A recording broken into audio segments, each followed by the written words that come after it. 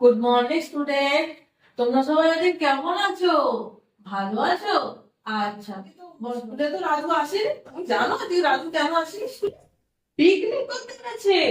ও আচ্ছা, তাহলে আজকে আমরা পিকনিক নিয়ে তোমাদের 23 নম্বর পাতাবাহার বই 23 নম্বর পৃষ্ঠায় যে ছড়াটা আছে, আজকে আমরা সেটা করব। আচ্ছা, আমাকে বলো তো পিকনিককে আমরা আর কি কি বলতে পারি? আর কি কি বলতে পারি বলো তো? পিকনিককে বনভোজন, তাই তো? আমরা বনভোজনটা বলি তো। এই বনভোজন নামে যে কবিতাটা আছে, আজকে আমরা সেটা পড়বো। এই বনভোজন কবিতাটা লিখেছে কবি গোলাম মোস্তফা। কে লিখেছে বলো? গোলাম মোস্তফা। তিনি বাংলাদেশের একজন বিখ্যাত। আজকে আমরা বনভোজন কবিতাটা পড়ে নিই, হ্যাঁ? পড়ো আমার সাথে, আমি বলে নিই তারপরে তোমরা বলবে।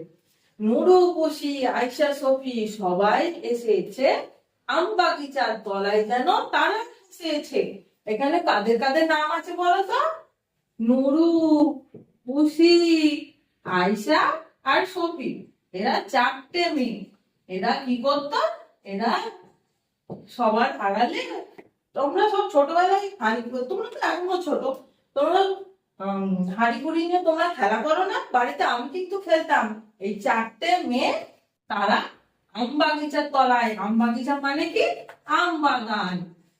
আম বাগিচার তলায় তারা খেলা করছে। তারপরে কি আছে? রাধার পড়ে গেছে ঘুম, বৈশাখ মাসের এই দুপুরে নাই কারো ঘুম।